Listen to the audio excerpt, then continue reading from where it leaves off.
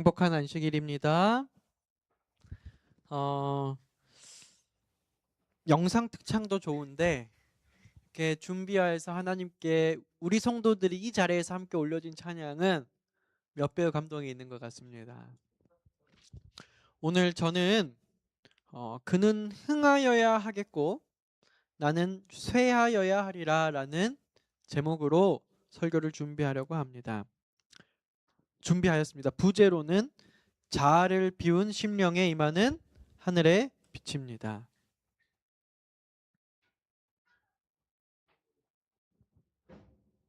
네, 잠시만요.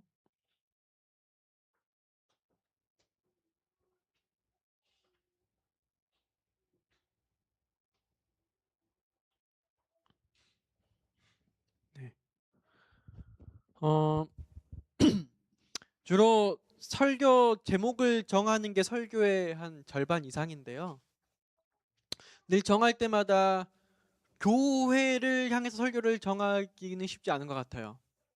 때때로 그러다 보면 저의 생각과 저희가 생각하는 교회의 평가가 저도 모르게 막 들어갈 수밖에 없고 그것이 온전히 맞지 않을 때를 많이 느끼기 때문입니다. 사실 거의 대부분의 설교 주제는요.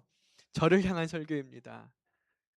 자아 성찰이 되지 않은 설교는 감동이 될 수 없을 뿐만 아니라 뭐 돼서 언제나 이 저에게 비추어지고 하나님께서 저에게 주신 말씀이 다시 한번 필터링 되어서 사람이 생각하고 사람이 겪는 게 다 비슷하기 때문에 이게 더 넘어가서 이 교회 설교로 이렇게 만들어지는데요. 침례 요한에 대한 설교고 침례 요한에 대한 묵상입니다.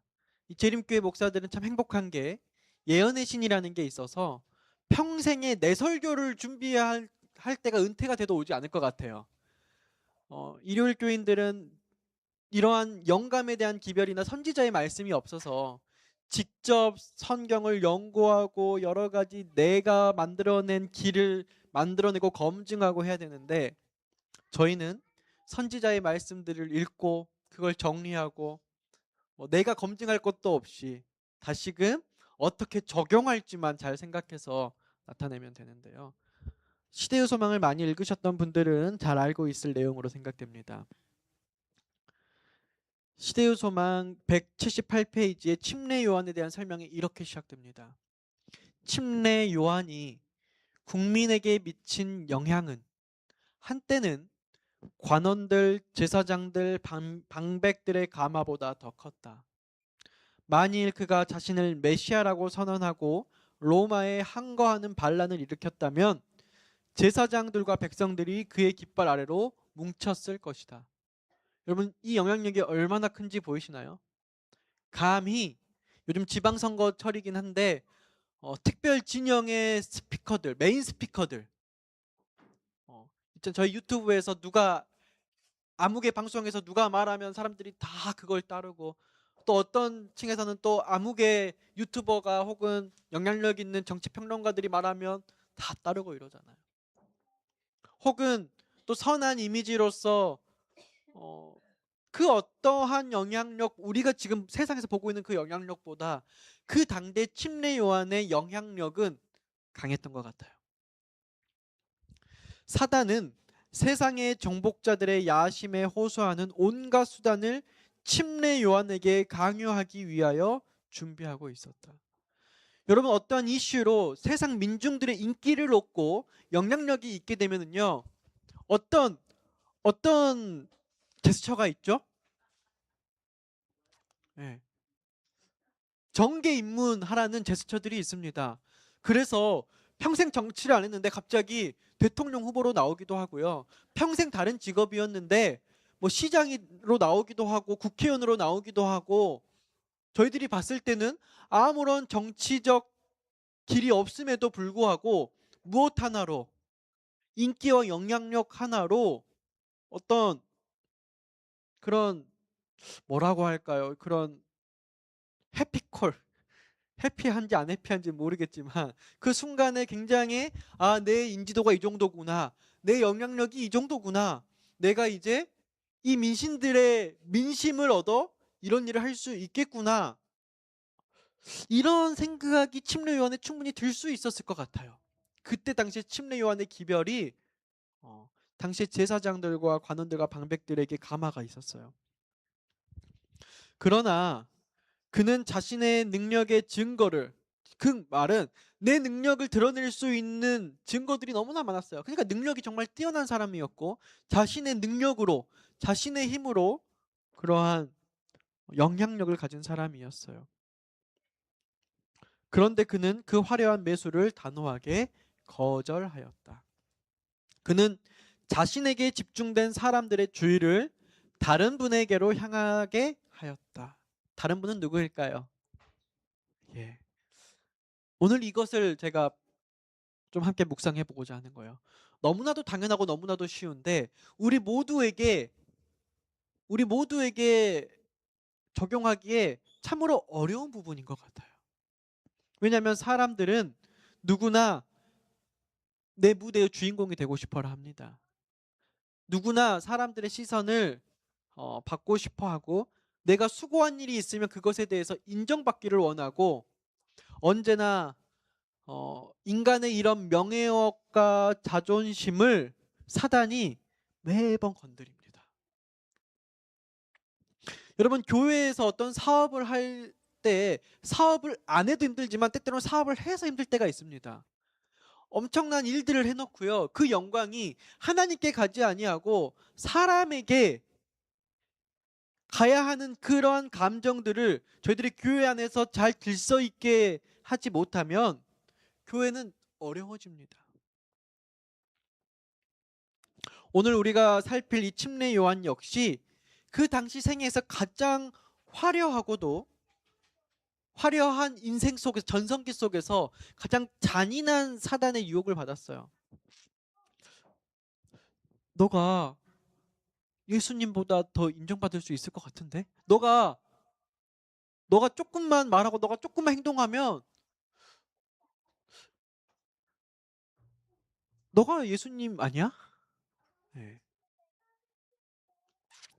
백성들의 인기를 한 몸에 받던 요한이 이제 영적 세대 교체가 필요한 시간표 속에서 그 전까지는 그 영적 영향력을 침례 요한이 1인자로 가져갔는데 그가 그토록 말하던 그 다음 미래, 예, 그것을 준비한 이제 그 다음에 미래의 지도자가 나타났을 때 침례 요한의 마음이 어땠냐는 거예요. 영적 시간표는 있는데 개인으로서 아직 나 건강한데, 아직 나 힘이 있는데, 아직 내 말에 민중들이 따라오는 것 같은데. 예. 오늘 말씀을 통해 자아를 비운 자에게 임하는 하늘의 충만을 함께 경험할 수 있게 되시기를 간절히 바랍니다. 오늘의 본문 말씀은 요한복음 3장 22절로 36절입니다. 잘 아시는 말씀이에요. 제가 읽겠습니다. 그 후에 예수께서 제자들과 유대 땅으로 가서 거기 함께 유하시며 침례를 베푸시더라. 요한도 살렘 가까운 에논에서 침례를 베푸니 거기 물이 많음이라. 그러므로 사람들이 와서 침례를 받더라. 요한이 아직 옥에 갇히지 아니하였더라. 네, 이미 이 요한복음의 저자는 침례 요한이 옥에 간 걸 알고 있는 상태에서 그 전에 이것을 기록한 것이죠. 당시에 예수님께서 다른 공간 복음을 비교해 보면 예수님께서 직접 침례를 주지는 않은 것 같아요. 예수님께서는 제자들에게 침례를 대행하게끔 해서 예수님의 제자들이 침례를 줄 수 있도록 해서 예전에 다들 침례 요한에게 침례를 받으러 갔는데 이제 사람들이 조금씩 누구에게 침례를 받는 거예요? 예수님의 제자들에게 침례를 받는데 그게 예수님에게 침례를 받는 것으로 생각되는 이런 하나의 집단적 이제 의식이 시작됐어요. 예수님께서 제자 훈련하신 거예요. 제자 훈련. 예수님께서 다 침례 주려면 그 많은 무리들을 어떻게 침례를 주겠습니까? 예수님이 제자도를 행했습니다. 그런데 이 제자도는 조직화가 돼서 그 세력이 확 빨라지는데 그것을 누가 계속 의식이 돼요? 누가? 침례 요한이 아니라 침례 요한의 제자들이 우리 스승님이 내 스승님이 그러니까 쉽게 말하면 침례 요한의 라인을 탄 사람들이에요. 침례 요한의 이 파에 있어서 우리가 침례 요한 선생님의 영향력으로 우리가 이만큼 나름대로 기득권 아닌 기득권, 영적 기득권 지도력을 행했는데 지금 그 지도력이 어디로 가고 있어요? 어디가 나눠가고 뺏어가고 있어요. 예수님의 제자들이 직접 침례를 막 주기 시작하면서 사람들이 거기로 몰리는 거예요. 이게 시기 질투하는 마음이 생긴 거예요. 이에 요한의 제자 중에서 한 유대인과 더불어 정결 예식에 대하여 변론이 되었더니 그들이 요한에게 가서 이르되 라삐여, 선생님과 함께 요단강 저편에 있던 이 곧 선생님이 증언하시던 이가 침례를 베풀매 사람이 다 어디로 가더이다? 그에게로 가더이다. 요한이 대답하여 이르되 만일 하늘에서 주신 바 아니면 사람이 아무것도 받을 수 없느니라. 내가 말한 바 나는 그리스도가 아니요 그의 앞에 보내심을 받은 자라 한 것을 증언하는 자는 너희니라. 신부를 취하는 자는 신랑이나 서서 신랑의 음성을 듣는 친구가 크게 기뻐하나니 나는 이러한 기쁨으로 충만하였노라. 그는 흥하여야겠고 나는 쇠하여야 하리라. 이 제자들이 불만의 불씨를 침례 요한에게 던졌는데 침례 요한의 반응은 가히 거인이었습니다. 이 덕장이었어요. 사람이 누가 침례를 주던 그것이 하나님에게서 온 것이 아니면 아무것도 아니다. 그러니까 누가 주는지 의미가 있다는 거예요, 없다는 거예요. 이 일을 내가 하고 누가 하고가 중요한 게 아니다. 누가 하는 게 중요한 것이다. 하나님이 하시는 것이 중요한 것이다. 그리고 나서 예화를 드는데 나는 신랑과 신부가 만나게 하는 중매 놓은 친구다.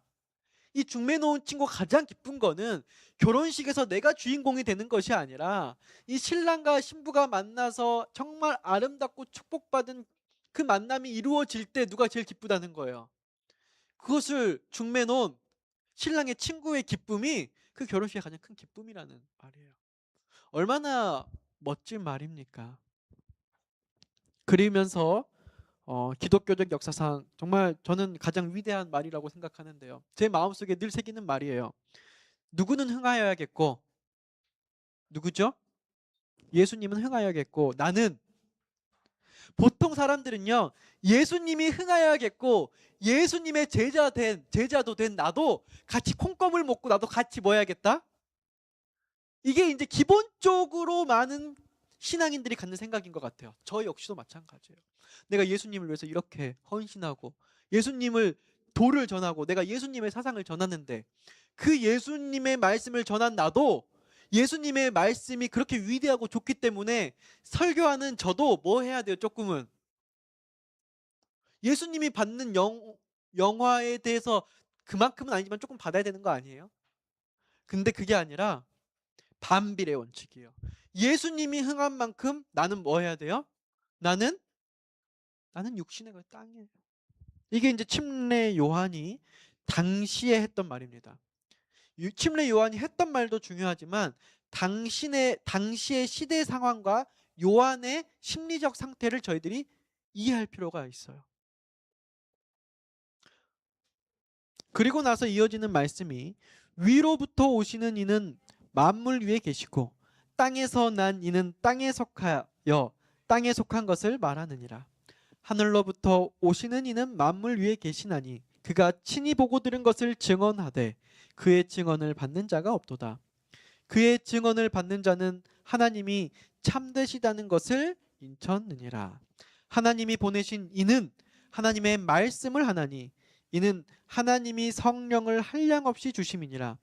아버지께서 아들을 사랑하사 만물을 다 그의 손에 주셨으니 아들을 믿는 자에게는 영생이 있고 아들에게 순종하지 않은 자는 영생을 보지 못하고 도리어 하나님의 진노가 그 위에 머물러 있느니라.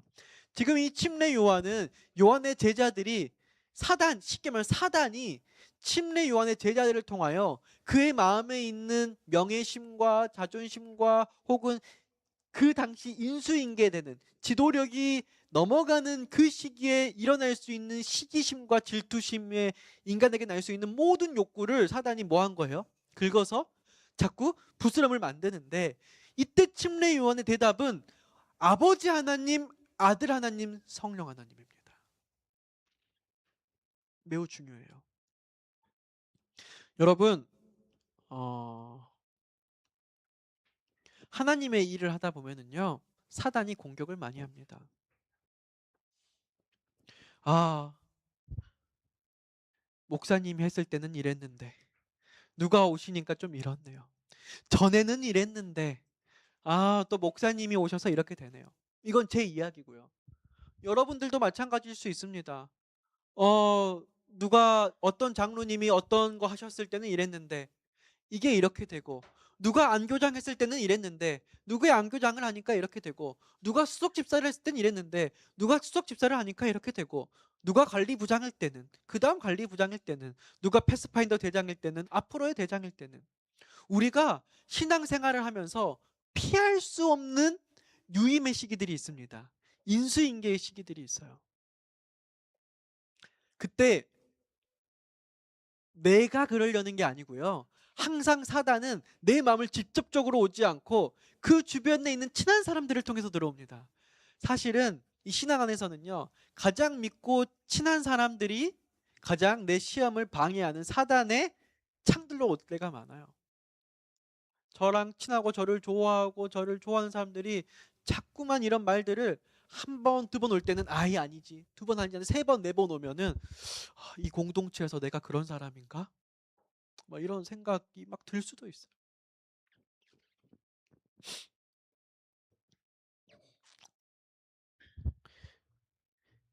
이 사단의 이 함정에 하나님의 사람들은 그때마다 자기 연민을 깨뜨려야 합니다.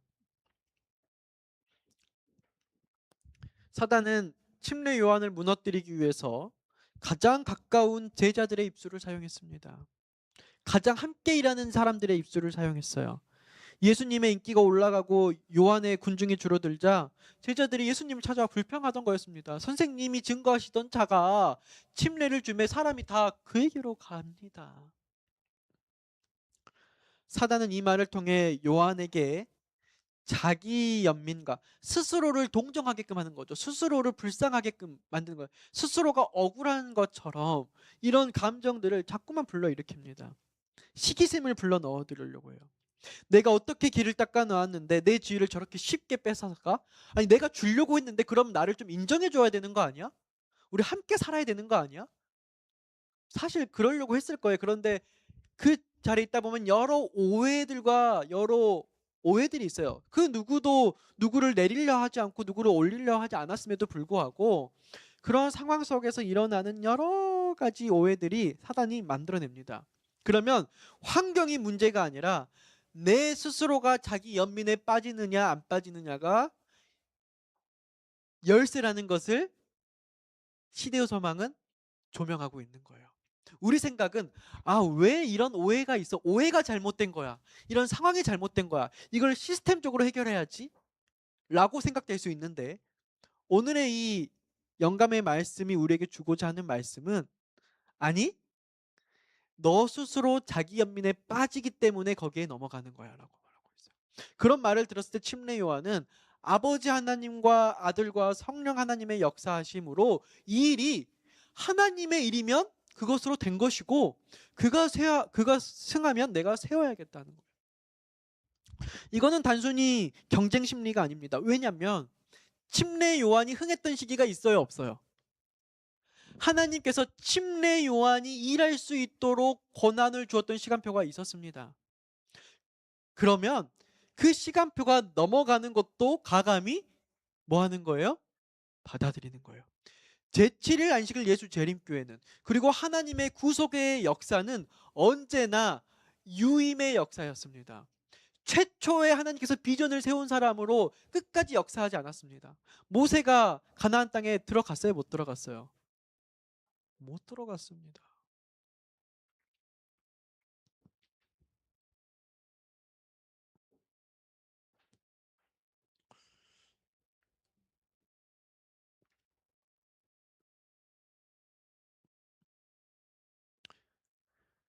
만약에 침례 요한이 이 유혹에 넘어져 조금이라도 서운함이나 실망을 표출했다면 어땠을까요? 시대의 소망은 기록하고 있어요. 사단은 이러한 말을 통하여 요한에게 시험을 가져다 주었다. 분명 요한에게 시험이 됐습니다. 요한의 사명이 비록 거의 끝나는 것처럼 보였을지라도 아직도 그리스도의 사업을 방해할 수 있는 능력이 있었다. 하나님께서는 침례 요한의 능력을 다 사용하셨어요. 이제 그에게 맡겨진 기간과 그에게 맡겨진 권한을 침례 요한은 충분히 다 이행했어요. 그러면 이제 침례 요한의 능력이 아니라 이제 그 다음에 이제 일들로 넘어가야 돼요. 그러면 침례 요한의 능력이 없어졌을까요? 아니요, 남아 있어요. 근데 무슨 능력이 남아 있냐면 여기에 보니까 그리스도의 사업을 방해할 능력이 침례 요한 아직도 남아 있었어요. 전임자는요, 후임자가 잘하는 것을 후임자가 됐기 때문에 이제 다른 권한은 없어요. 후임자가 모든 권한이 넘어갔거든요. 전에 안교장이 지금 안교장님이 하고 있는 것을 이래라 저래라 할 수는 없는데 어떤 능력이 남아 있었냐면 분열을 일으킬 수 있는 능력은 남아 있는 거예요. 그래서 항상 이 구속의 파노라마는 하나님께서 한 인물을 사용하지 않으신다는 사실을 저희들 기억해야 돼요. 절대로 한 인물을 사용하지 않아요. 시작하는 인물, 이어받는 인물, 마무리하는 인물, 각자가 하나님께서 요청하시는 일들을 다 하는 사람이에요. 근데 우리가 하는 실수는 자꾸만 인물을 바라봐요. 누가 참으로 하나님의 사람이었는데, 아무개가 진짜 하나님 앞에 정직한 사람이었는데, 하나님은 인물을 세워서 사업을 마무리하지 않습니다. 오히려 도리어 군중들이 인물을 세울 때 사업은 분열이 일어나고 사업의 능력을 망가지기 시작한다는 거예요. 만일 요한이 자기 연민에 빠져 자기의 지위를 빼앗기는 일에 대하여 슬픔과 실망을 표시하였다면 그는 불화의 씨를 뿌렸을 것이며 질투와 시기를 조장하여 복음 사업의 전진을 심각하게 방해하였을 것이다. 그러나 요한의 제자들은 예수님의 인기가 상승하는 것을 시기의 눈으로 바라보았다. 요한의 제자들이 시기의 눈으로 바라보았어요. 백성들은 그럴 수 있습니다. 내 주변의 친구들, 가족들은 충분히 그렇게 말할 수 있어요. 그러나 하나님께서 직분을 주시는 저는 목사로서 혹은 수석 장로로서, 선교장으로서, 안교장으로서 혹은 수석 집사로서, 방송부장으로서, 관리부장으로서 뭐 어떠한 어쨌든 하나님께서 그 1년이든 아니면 원포인트든 아니면 이번에 뭐 저희가 그 임실로 소풍을 가는데 그때 선교 회장님께서 누구에게 무언가 하나를 부탁했을 수가 있어요. 저도 부탁받은 게 있어요. 현수막도 부탁받고 식당도 좀 부탁받았어요. 무슨 일을 하면 누군가에게 그 기간 부탁받을 수 있어요. 그때마다 저희들이 주변 사람들은 뭐 이게 맞고 저게 맞고 할 수 있는 말들을 온갖 말들을 할 수 있지만 언제든지 저희들이 그들은 언제든지 예수님의 사업을 비평하려고 대기하고 있었으며 오래되지 않아 그런 기회들이 옵니다. 계속해서 그런 기회들은 저희들이 계속 와요. 끊임없이 와요. 한번 해결했다고 다음에 또 와요. 요한은 선천적으로 인간에게 공통된 결함과 약점을 가지고 있었어요. 요한에게도 거기에 넘어질 약점이 있었습니다. 요한이라고 대단한 사람이 아니에요. 요한이라고 저희들과 성정이 다른 사람이 아니었어요. 그러나 거룩한 사랑의 접촉은 그를 변화시켰다. 무엇이요? 여러분, 그래서 저희들은 스스로 이 시험을 이길 수 있는 힘은 없습니다. 항상 하나님께 직분을 받고 하나님의 일을 하시는 분들은 오늘도 이 일을 내가 하나님의 거룩한 사랑과 터치되어서 하나님의 영향력 아래 이 사업을 할 수 있도록 날마다 스스로를 돌아보시고 성찰하시면 좋겠습니다. 그는 이기심과 야심에 물들지 않은 분위기 속에서 살았으며 시기에 돕기에는 초연한 사람이었다. 그랬기 때문에 그분은 그 시기심에 아주 강한 감정이 이렇게 들어올 때도 거기에 이미 초연한 사람이 되었어요. 그는 그의 제자들의 불만과 공감에 뭐하지 않고 표시하지 않고, 여러분 이게 얼마나 어려운 줄 아십니까? 백성들이 지도자에게 혹은 어떤 성도들이 권한을 받은 지도력을 가진 어떤 사람들에게, 장로님이 될 수도 있고 목사님이 될 수도 있고 뭐 담당자들이 될 수 있죠. 불만을 표시했을 때 그걸 공감해 주지 않는 것도 되게 힘들어요. 공감해 주지 않으면 아, 이분은 내 편 아닌가? 내 마음 안 들어주나? 또 다른 막 이런 게 되는데, 그렇다고 공감을 해주면 이런 분열된 감정들이 막 더 크게 조장되는 거예요. 아주 지혜 있게 해야 합니다. 오히려 자기와 메시아의 관계를 자기가 얼마나 명백하게 이해하고 있었으며, 이게 이제 키예요. 단순히 공감해주지 않으면요, 아, 이분은 나랑 생각이 반대인가? 이분은 저 사람과 마음을 더 통하고 있나? 뭐 이런 생각이 막 들거든요. 그것이 아니라 하나님께서 이것을 어떻게 보시고, 하나님께서 어떤 인물들을 어떤 시기에 어떻게 쓰시고 이 일을 누가 하는지를 우리가 보여는 나타낼 필요가 있어요. 침례 요한이 그게 아니다, 그렇게 생각하지 말아라 라고 한 것이 아니라, 이 일은 구속의 역사에서 하나님께서 주도하시고 있는 일이심을 나타내었다라고 하는 것이죠. 그래서 자기가 위하여 그 길을 예비한 분을 얼마나 반갑게 환영하였는지. 그러니까 이 침례 요한은 누구를 환영하는 거예요? 예수 그리스도를 환영한 것입니다. 물론 우리가 예수 그리스도를 환영해야 됐지만, 이 시기는 침례 요한은 예수 그리스도가 그 사람의 후임자였습니다. 여러분, 우리가 교회에서 어떤 일을 할 때 후임자를 환영해야 합니다. 내 다음에 내가 했던 일을, 그 일을 그대로 하는 사람을 환영해야 합니다. 그러면 후임자가 전임자를 인정할 수 있을까요, 없을까요? 이런 분위기가 만들어져야 되는 것이에요. 제가 이명철 목사님을 만날 때마다 목사님 주말 부흥에 한번 오셔야 됩니다. 목사님이 있어서 이게 됐습니다. 네, 제가 늘 그렇게 말하는데 진짜 이게 말만 하고 안 하면 그냥 이빨린 말이 될까 봐 한 번은 주말 부흥회를 해야 되는데, 저희가 주말 부흥회가 올해 좀 많이 잡혀 있어가지고 한번 제가 개인적으로 요청하기는, 제가 휴가 갔을 때, 제가 없을 때 한번 불러셔가지고 이렇게 정을 나누셔도 좋을 것 같아요. 아니면 우리 이명철 목사님 하셨던 사업이 당시에 학생들 사업이었는데, 그 학생들이 요즘 많이 안 나오거든요. 그 학생들 어떠한 이벤트를 위해서 강사 목사님이든 어떤 목사님으로 초빙해도 참 좋을 것 같아요. 이 사단의 전략과 요한의 방해는 정말 칼과 방패였습니다. 창과 방패였습니다. 이 사단의 화살은 비교하게끔 하고 자기 연민에 빠지게끔 하고, 그것을 결국엔 분열로 이끕니다. 근데 요한의 방패는 하나님의 거룩한 사랑에 접촉하니까 자기 연민에 빠질 일이 있어요, 없어요? 자존감이 떨어질 리가 없습니다. 자존감이 떨어진 사람들이 이 비교에 크게 흔들리면서 이 공동체를 흔들어 버리는 겁니다. 뭐 보호하려고? 자기 연민으로부터 자기가 보호당하고 싶어서 거기에 공동체를 끌어들이는 거예요. 우리는 내 자아의 연민에 빠지지 않고 내 자아를 부인할 수 있다면, 하나님의 주시는 사랑이 커서 내 자아를 부인할 수 있다면, 우리 공동체는 연합될 것입니다. 맞습니까? 그래서 자기 연민이 시작되는 곳에서 무엇의 역사가 시작된다? 사단의 역사가 시작된다. 그래서 자기 자존감을 잘 예수 그리스도의 사랑으로 지킬 필요가 있습니다. 예수 그리스도의 관계를 갖지 못한 사람들이 어떤 지도력 있는 자리에 있는데 자기 연민에 빠져버리면 정말 큰일 나는 일들이 생겨버립니다.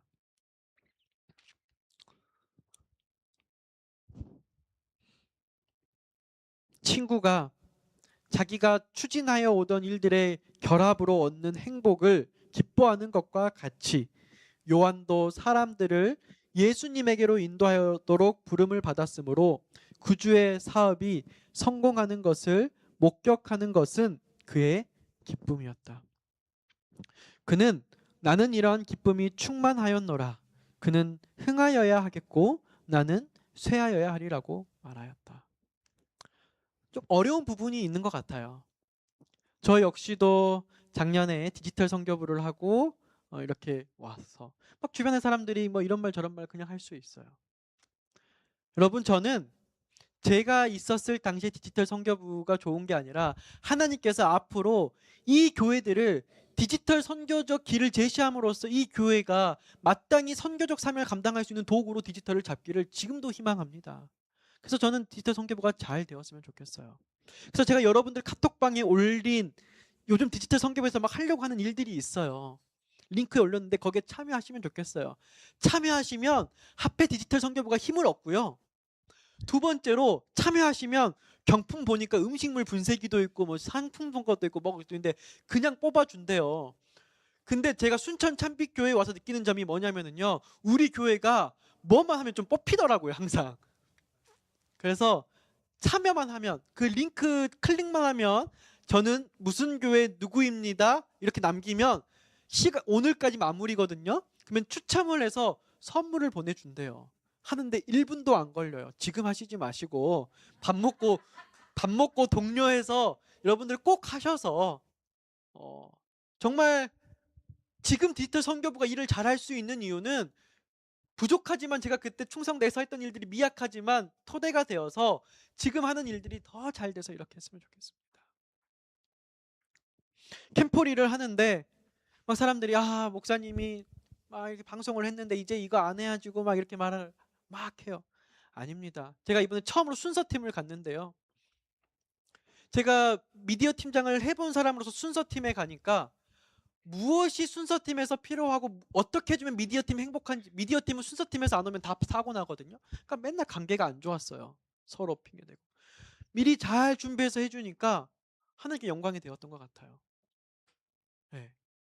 그래서 많은 분들이 정말 단 하나의 순서적 미스가 없었던 처음으로 있었던 여거였던 것 같은데 그게 다름이 아니라 서로 연합해서 이랬던 것 같아요.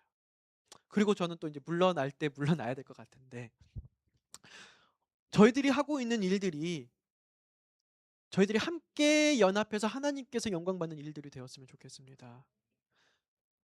또 열심히 하다 보고 충성되게 하다 보면은요, 사단이, 하나님이 저에게 칭찬을 주는 게 아니라 사단이 무너뜨리려고 저희를 마치 세워주는 것처럼 느껴지는 분위기가 올 때가 있어요. 그때 저희들이 해야 될 일은 내가 수고했으니까가 아니라 이것을 다른 사람들에게 돌리고 시선을 받지 못한 사람들에게 돌리는 것이, 지극히 작은 자들에게 그 시선을 돌려주고 하는 것이 곧 누가 영광 받는 일이에요? 하나님께서 영광 받는 이름을 여러분들 기억하시길 바랍니다. 우리 순천 참빛교회가 앞으로 많은 일들을 해야 됩니다. 많은 사업들을 해야 됩니다. 그런데 이러한 사단이 창을 들고 나오는 일을 저희들이 침례 요한이 가졌던 방패를 저희들이 똑같이 들고 저희들이 내가 세워지는 것들이 아니라 다른 사람들이 세워지고 이것이 결국에 하나님의 일들로 세워진다면 이 순천 참빛교회 사역이 성령 하나님께서 함께 하시는 사역이 되실 줄 저는 믿습니다. 당시에 이 요한의 제자들과 유대인들이 이제 시기 질투가 일어나니까 싸울 거리가 필요해요. 그러니까 무슨 변론을 가져왔냐면 누구의 침례가 진짜 죄를 깨끗하게 하는지 정결의식에 대한 변론들을 막 하기 시작했어요. 쓸데없는 짓이에요. 쓸데없는 싸움이에요. 교회에 늘 이런 쓸데없는 변증들을 가지고 오는 게 많습니다. 예전에 교회를 들어올 때 신발을 신고 들어오는 게 맞냐 안 신고 들어오는 게 맞냐 막 여러 가지들 엄청 많잖아요. 그때 당시에는 굉장히 중요한 싸움이었는데 시간이 지나고 와 보니까 본질이었어요, 본질이 아니었어요? 너무 많아요, 그런 것들. 이때도 그랬어요. 이 침례, 누구의 침례가 진짜냐? 우리가 각자의 달란트를 하나님께서 다 일을 하는데 누구의 선교가 진짜냐? 이 사람이 하는 선교가 진짜냐? 저 사람이 하는 선교가 진짜냐? 저 사람은 관계로 선교하다 보니까 뭐 그냥 성경도 없이 막 하는 것 같고, 이 사람은 성경만 집중하다 보니까 이 사람은 사랑도 없이 선교하는 것 같고, 누구의 흠을 찾으면서 쓸데없는 논쟁이 일어나지 아니하고 건강하게 하나님께서 주어주신 행정적 제도 안에 직원회를 통하여 교회의 규정들과 사업들이 전진해 나가기를 간절히 바랍니다. 아들을 믿는 자에게는 영생이 있고 아들에게 순종하지 아니하는 자는 영생을 보지 못하고, 결국 우리의 초점은 예수 그리스도에게 가야 합니다. 영혼에게 생명을 주는 것은 그리스도의 은혜이다.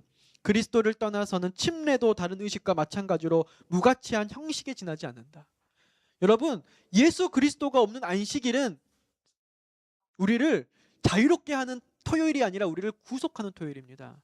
예수 그리스도가 존재하지 않는 침례는 그거는 어떤 의미가 없는 침례예요.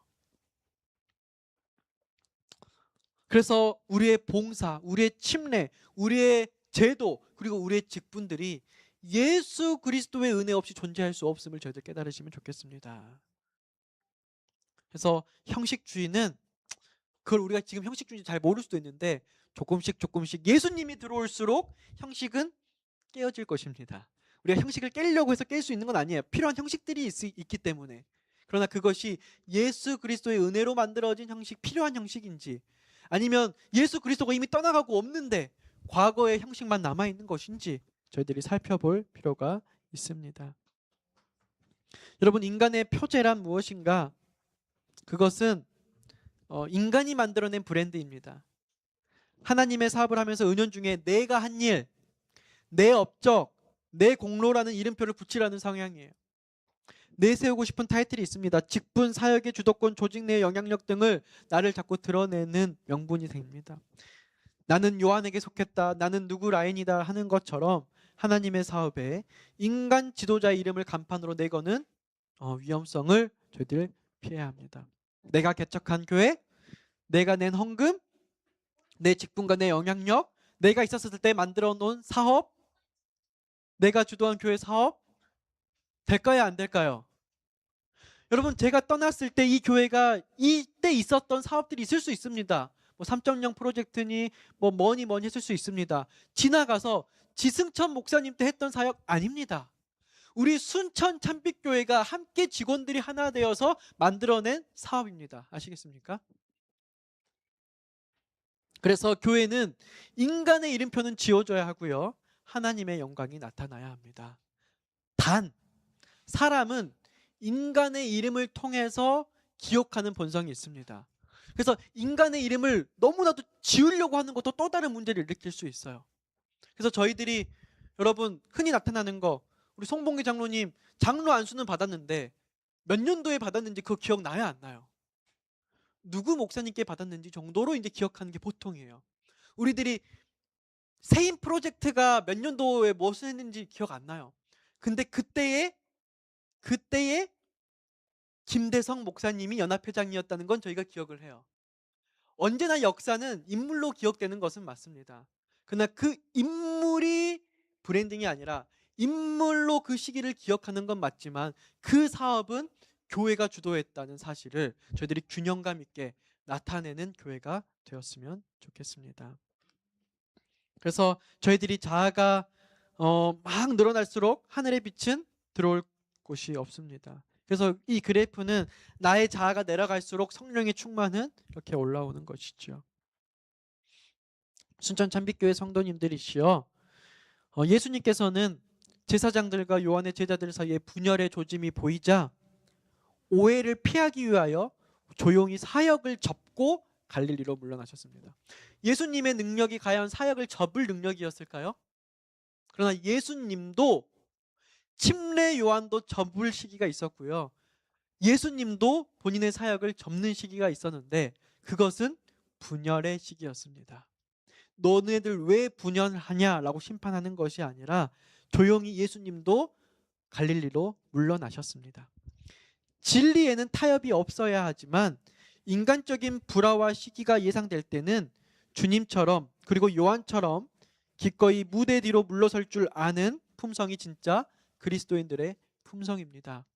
세상 사람들은 경력과 경험을 인정하기에 끝까지 조금 더 일해야 줘야 된다라고 말합니다. 그러나 그것이 공동체의 분열이 보인다면 물러날 줄도 알아야 합니다.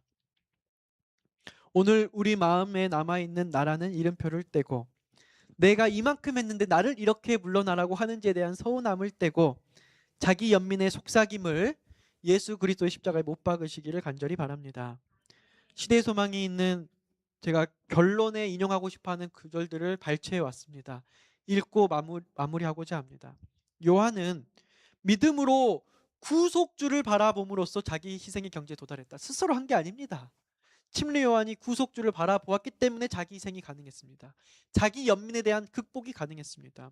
그는 사람들의 이목을 자기 자신에게 이끌려 하지 않고 그들의 생각을 더욱더 높이 끌어올려 하나님의 어린 양을 주시하도록 하였다. 요한 자신은 목소리 곧 광야에 외치는 소리에 불과하였다. 이제 그가 침묵과 은퇴를 기꺼이 받아들인 것은 모든 사람의 눈이 생명의 빛 대신 이에게 향하게 하도록 하기 위함이었다. 하나님의 사자로서 그들의 부르심에 신실한 이들은 자신을 위하여 명예를 구하지 않을 것이다. 여러분, 인물에게는 공과 과가 있습니다.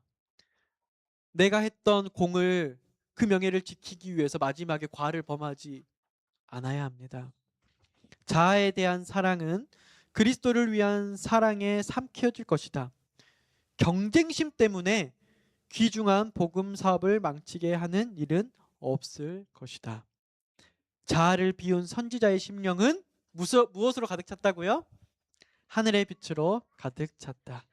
이러한 침례 요한의 고백이 오늘 저와 여러분들의 평생의 기도 제목이 되어서 그는 행하여야 하겠고 나는 쇠하면서 자아를 비운 나의 심령이 하늘의 빛으로 가득 차게 되시길 간절히 바라면서 오늘의 말씀을 마치도록 하겠습니다.